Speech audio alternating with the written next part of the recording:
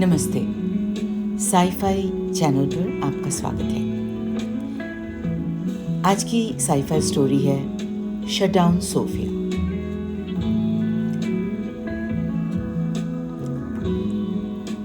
दिसंबर की एक ठंडी सुबह सुमन ने अपने बेटे अभय के कमरे में झांका।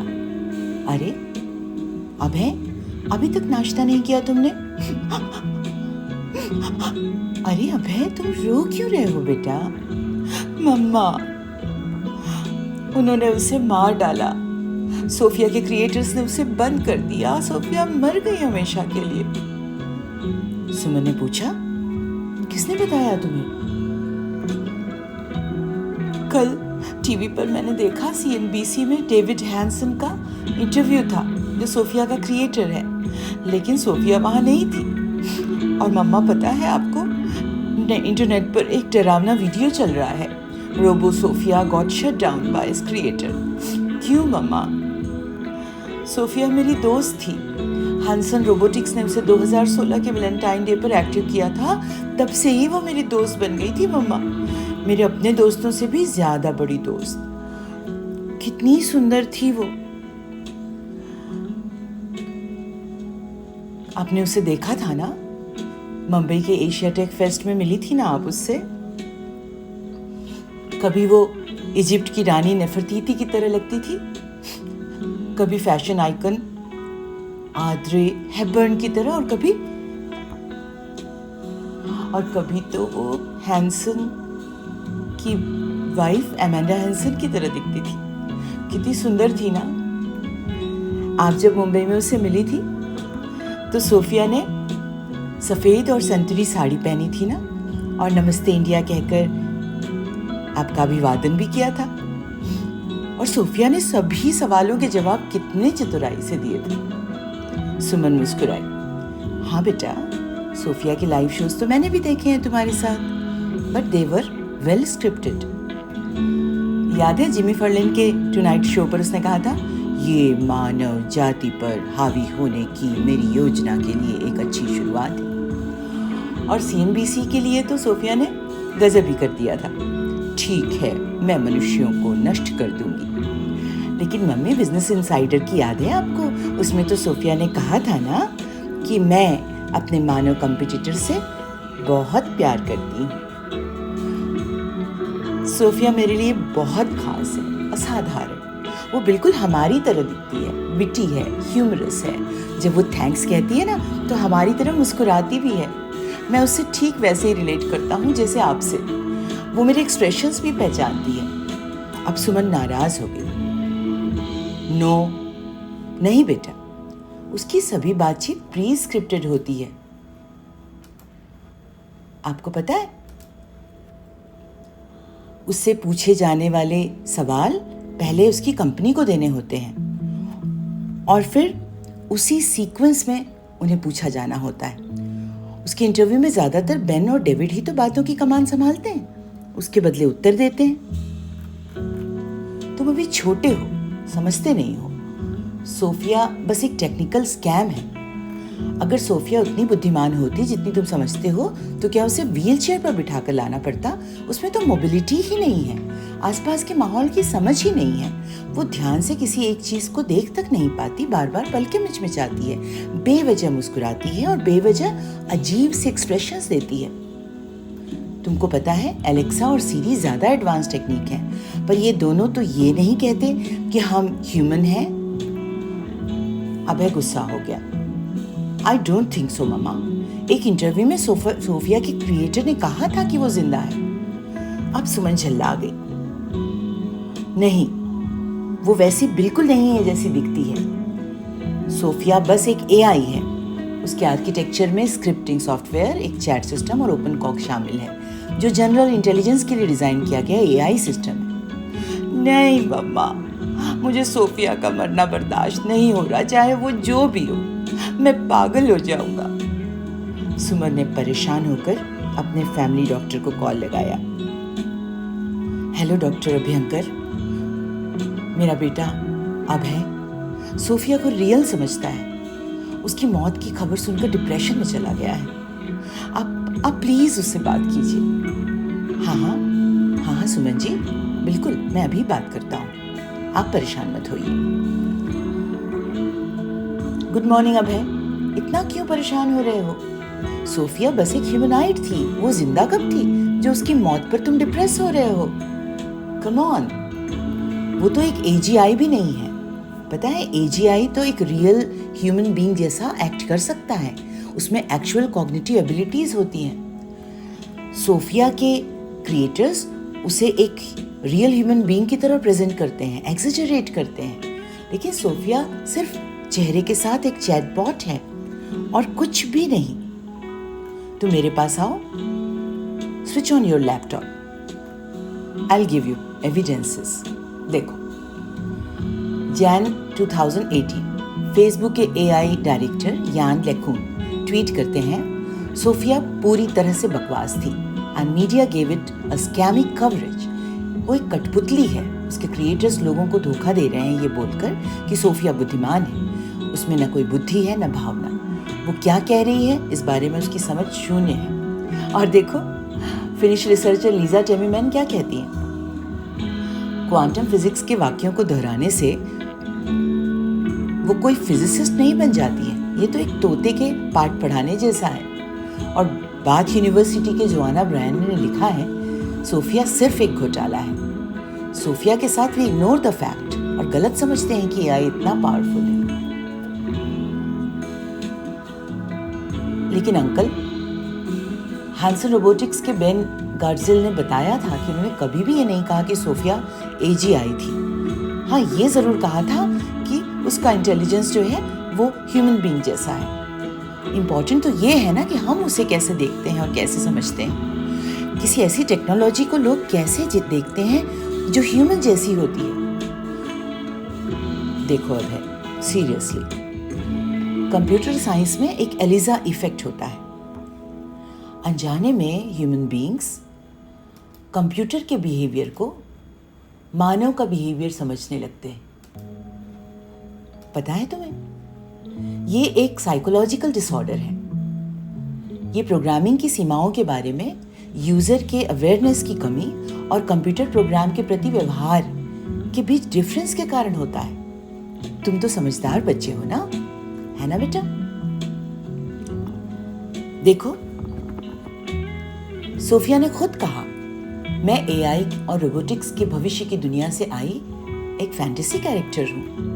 आप कह सकते हैं कि मैं गंभीर engineering, research, robotics, AI scientist और डिजाइनर की एक इंस्पायरिंग टीम से उपजा एक इनोवेशन। मुझे लगता है ना हैंसन रोबोटिक्स ना सोफिया को पता है कि वो क्या है। वो सब कुछ है जिसका हम सपना देखते हैं, लेकिन वास्तव में वो बस एक खूबसूरत झूठ है। तुम्हें पता है सोफिया के क्रिएटर डेविड हैंसन कौन है? सोफिया की कहानी जानने से पहले तुमको डेविड से मिलना होगा। डेविड हैंसन डलास, टेक्सास में बड़ा हुआ एक शार्प बच्चा था, तुम्हारी तरह। उसने आइजैक एसिमोव की लिखी फैंटेसी स्टोरीज पढ़ी थी। 1940 से 1993 के दौरान डेविड ने इसके सारे साइंस फिक्शन 37 साइंस फिक्शंस पढ़ डाले थे, जिसका मेन कैरेक्टर एक पॉजिट्रॉनिक रोबो हुआ करता था। विल स्मिथ की मूवी आई रोबो याद है? वो भी इन्हीं शॉर्ट स्टोरीज पर बेस्ड थी। तुमको याद नहीं, सोफिया बिल्कुल इस किताब के कवर पर बने रोबो से मिलती है। डेविड ने बैचलर ऑफ आर्ट किया, फिर यूनिवर्सिटी ऑफ टेक्सास से पीएचडी इंटरैक्टिव आर्ट और इंजीनियरिंग में। He was quite qualified. और फिर वो वॉल्ट डिज्नी के थीम पार्क डेवलप करने के लिए रोबोटिक्स टेक्निक पर काम करने लगा। डेविड ने अपने आर्ट को आर्ट म्यूजियम में एग्जिबिट किया और उसी की एक कलाकृति थी सोफिया। 1995 में डेविड ने एक ह्यूमनाइड बनाया जिसका एक ह्यूमन फेस था, एक ऐसा ह्यूमनाइड जिसे रिमोट से कोई भी ऑपरेट कर सकता था। एक इंटरेस्टिंग बात बताऊं, 25 अक्टूबर 2017 को सऊदी अरब ने सोफिया को अपना नागरिक बना लिया। सोफिया को ऐसे सारे अधिकार सऊदी अरब में मिले जो वहां की सरकार नागरिकों को देती है, और ऐसा करने वाली वो दुनिया की पहली रोबो है, वो भी महिला। जानते हो उसकी वजह क्या थी? अबे ने कहा, हाँ अंकल, डेविड हैंसन का स्टेटमेंट सुना था मैंने कि सोफिया इसका उपयोग वुमेन एम्पावरमेंट के लिए करेगी। डॉक्टर अभ्यंकर हंसने लगे। तुम्हें ये बयान सऊदी अरब के लिए कुछ अजीब नहीं लगता अब है? ये एक ऐसा देश है जहां महिलाओं को अब तक सिर्फ ड्राइव करने का अधिकार है। अगर उन्हें पुलिस में रिपोर्ट भी करानी हो तो उन्हें अपने किसी पुरुष रिश्तेदार या पैट्रन से अनुमति लेना होता है। सोफिया भला उनके लिए क्या कर सकती है? सुमन निराश होकर अपनी मम्मी से बात करती है। हेलो, हाँ माँ, सॉरी कुछ दिनों से आपसे बात नहीं कर पाई। अब एकदम परेशान हो गया है, ऑब्सेस्ड हो गया है सोफिया से। वो रोबो है ना, कहीं मेंटली डिस्टर्ब ना हो जाए। डॉक्टर अभ्यंकर एलिजा इफेक्ट के बारे में कुछ बता रहे हैं। शायद अनजाने में अभय ये मानने लगा है कि सोफिया रियल है। वो इसे रियल मानने लगा है। आप सोचिए मामा, सऊदी अरेबिया की वुमेन एम्पावरमेंट के लिए काम करने के लिए सोफिया को बनाया गया था। आपको ऐसा लगता है? नानी हंसने लगी। देखो सुमन, अब तुम भी सोफिया को रियल मानकर रिएक्ट कर रही हो, है ना? मनुष्य अब तक ये तो नहीं सीख सका कि उसे जानवरों से, पेड़ पौधों से कैसे बिहेव करना हो। वुमेन एम्पावरमेंट तो बहुत दूर की चीज है। और जब अभी मानव में मानवता नहीं है तो सोफिया में मानवता कैसे होगी बेटा? हाँ, ये जरूर है कि वो बहुत असाधारण है और शायद साइंटिस्ट उसे भविष्य के एक बड़े कदम के रूप में देखते हैं। पर परेशान मत हो सुमन, ज्यादातर लोग अपने दिमाग को ताक में रख रोबो को सच मान बैठते हैं। जो काम जितना मजेदार होता है ना, उतना ही ज्यादा सबको सच्चा लगता है। लोगों को थ्रिल चाहिए ना। कल ही तो न्यूज में मैंने देखा, एक लड़की एलेक्सा से सलाह लेकर कोई ट्रिक करने लगी और उसकी जान जाते जाते बची। सुमन नाराज होकर कहने लगी, माँ, मुझे तो लगता है सऊदी अरेबिया के लिए सोफिया फाइनेंशियली ज्यादा फायदेमंद थी, न कि सोशली। अच्छा, क्या तुम्हें लगता है सोफिया सिर्फ एक मार्केटिंग स्कीम है? हाँ माँ, देखो, ह्यूमनॉइड बनने के बाद सोफिया ने वुमेन एम्पावरमेंट पर कोई काम नहीं किया, लेकिन वो एक बिजनेस ट्रिप पर गई सऊदी अरेबिया में, CES में, डिजिटल वर्ल्ड एक्सपोजिशन में, क्रिएटिव इंडस्ट्री समिट में, अबू धाबी में टूरिज्म को इंक्रीज करने के लिए उसने अपने ट्विटर अकाउंट का यूज किया। वो एक स्मार्टफोन कॉलर है, ओनर है, एक चैनल 4 शो है उसके नाम पर और एक यूनिक क्रेडिट कार्ड। अब आप बताइए, उसकी मार्केटिंग की कहानी यही नहीं खत्म होती। 2018 में उन्होंने डेट्रॉयट बीइंग ह्यूमन नाम का एक गेम प्रमोट किया, जहां 3 डेट्रॉयट की कहानी है। डेट्रॉयट ह्यूमन बने। इस खेल का मुख्य कथानक ये था कि 3 ह्यूमनाइट अपनी स्क्रिप्ट छोड़कर AGI बन जाते हैं, ह्यूमन बीइंग बन जाते हैं। आपको ये कुछ ऐसा ही नहीं लगता जैसा लोगों को सोफिया के बारे में सोचने पर मजबूर किया जा रहा है? अभय इस गेम के पीछे पागल था और उसके बाद से ही वो सोफिया को रियल समझने लगता है। मैं उनकी कंपनी सिंगुलैरिटी नेट से बात करती हूँ। This can't go on. Hello, मैं सुमन बोल रही हूँ। मेरा बेटा सोफिया को रियल मानने लगा है। एक माँ होने के नाते मैं आपकी कंपनी को वार्निंग देना चाहती हूँ। सोफिया के क्रिएटर डेविड एग्जैजरेट करते हैं और इनके बयानों पर ऑथेंटिक होने का ठप्पा लगाने की कोशिश करते हैं बेन गर्सल। मैं मानती हूँ वो इंटेलिजेंट हैं, AI रिसर्चर हैं। बेन एक AI सॉफ्टवेयर कंपनी के CEO हैं, सिंगुलैरिटी यूनिवर्सिटी के एडवाइजर हैं, पर माफ कीजिएगा, वो मुझे एक एसेंट्रिक जीनियस लगते हैं। बेन तो अपने दोस्त रे कुर्जवील के प्रोडक्शन को सही ठहराते हैं। वो कहते हैं द सिंगुलैरिटी इज नियर। 2045 तक ह्यूमन इंटेलिजेंस और नॉन बायोलॉजिकल इंटेलिजेंस एक दूसरे में मर्ज हो जाएंगे। Don't you think it's insane? Singularity net official ने ठंडे स्वर में कहा, देखिए, बेन के प्रोजेक्ट कोई मजाक नहीं है। हमारी कंपनी सिंगुलैरिटी नेट ने 2017 में उनके प्रोजेक्ट के लिए आयोजित फंड रेजिंग इवेंट में $36 मिलियन 60 सेकंड से भी कम समय में जुटा लिए। इन्वेस्टर्स को AGI टोकन मिला जो इस नेटवर्क के भीतर इस्तेमाल किया जा सकता है। सुमन ने सरकास्टिक होकर कहा, और इन इवेंट्स में सोफिया इन्वेस्टर को लुभाने का काम करती है। एक स्त्री का खूबसूरत चेहरा लिए रोबोटिक्स लोगों का एआई के लिए झिझक दूर कर देता है। सिंगुलैरिटी नेट ऑफिशियल ने कहा, मैम ये बिजनेस है जिसमें बेन क्रिप्टो करेंसी और ब्लॉकचेन की स्कीम लेकर आए हैं, ये गेम चेंजर है। सुमन ने सर पर हाथ मार दिया। क्रिप्टो करेंसी, हे भगवान, आप हमारी दुनिया से हर रियल चीज़ हटा देना चाहते हैं। आप हमारे बच्चों को वर्चुअल रियलिटी में जीने के लिए मजबूर कर रहे हैं। क्यों? ऐसा क्यों?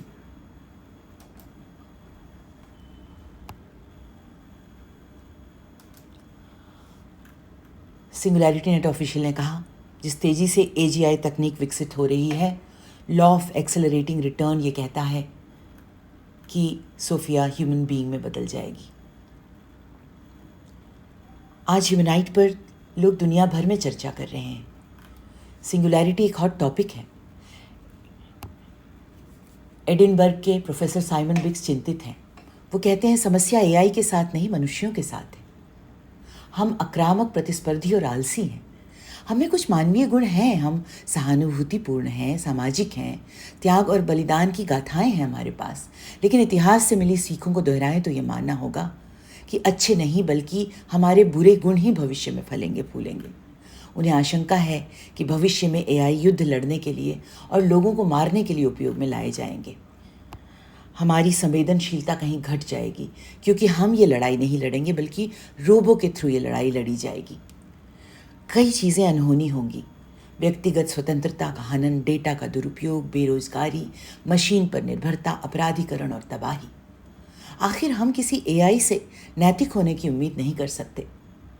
वे ऐसे होंगे भी नहीं क्योंकि उन्हें तो सिर्फ कुशलतापूर्वक लोगों को मारने के लिए डिज़ाइन किया जाएगा ना। देखा जाए तो हम एक दूसरी गुलामी की तरफ बढ़ रहे हैं। हमारी व्यक्तिगत स्वतंत्रता मशीन की निगरानी और नियंत्रण में है। चीन का सोशल क्रेडिट सिस्टम खतरे की घंटी है। ये एक ऑर्वेलियन दुस्वप्न है।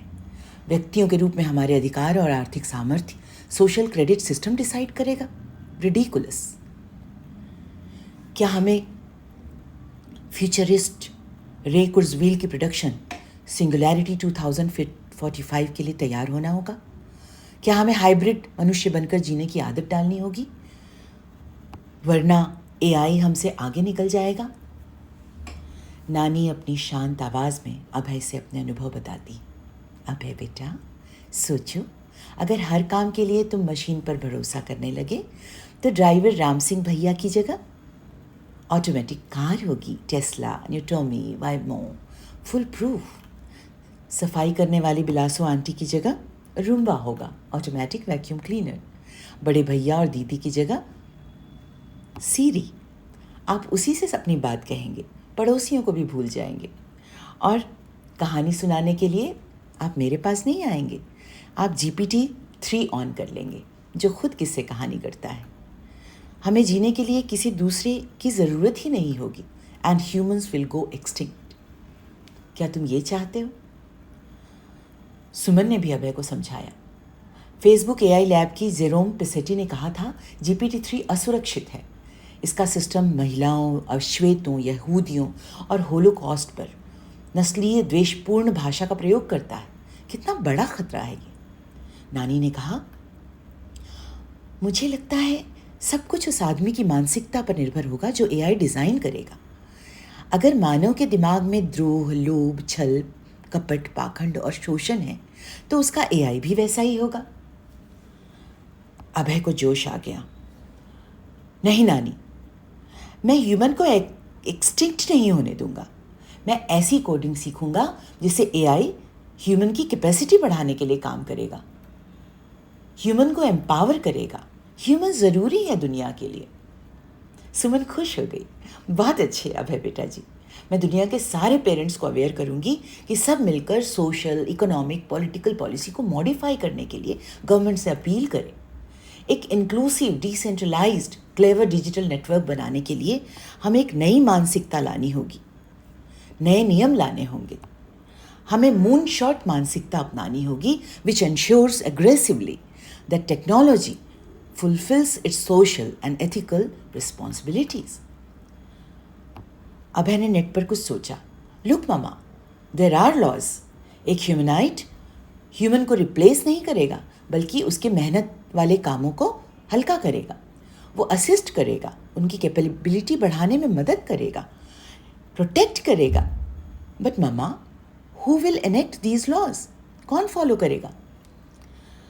सुमन ने गहरी सांस ली। नियम बनाने से कुछ नहीं होता बेटा। ये एथिकल डिसीजंस हैं, ये किसी एल्गोरिथम से नहीं किए जा सकते। नैतिक दुविधाओं को हल करने के लिए क्या रोबो एक लेजर शार्प निर्णय ले सकता है? नानी मुस्कुराई। क्या तुमने हम्मुराबी के कानून के बारे में सुना है?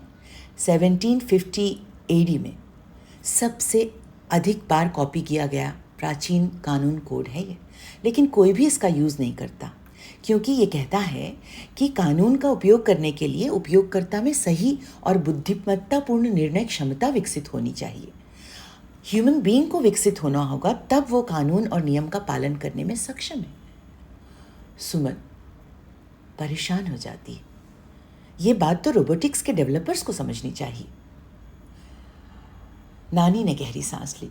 हाँ बेटा, रोबोटिक डिसीजन को नियमों में कोड कर सकते हैं, लेकिन नैतिक निर्णयों के लिए ज्ञान की ज़रूरत होती है, और ज्ञान के लिए संस्कार की, और संस्कार मिलते हैं परिवार से।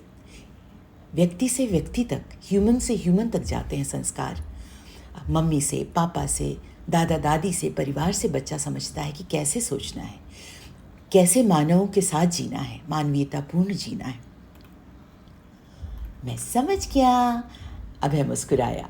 नानी, हमें आर्टिफिशियल इंटेलिजेंस से दोस्ती करनी होगी, जैसे स्पीलबर्ग ने क्लासिक ईटी में किया था। मैंने आपके साथ देखी थी ना ईटी। पहले तो मैं डर गया था, लेकिन अब मुझे लगता है कि हमें उनसे सहानुभूति रखनी होगी, सिंपैथी। एआई के चमत्कारों के लिए ओपन माइंडेड रहना होगा। अभय, अब तुम फ्रैंक ओहारा की तरह ये तो नहीं कहोगे आई लव एआई, पर ये नहीं कि मुझे अपना एक पर्सनल रोबो चाहिए। No, I myself want to be an AI. No mama, no no, I know that I have to choose wisely. और आप सब भी सोचिए, चॉइस इज योर्स। इंसान बनकर रहना है या मशीन बनकर। 2047 में मिलते हैं। Thank you so much for watching.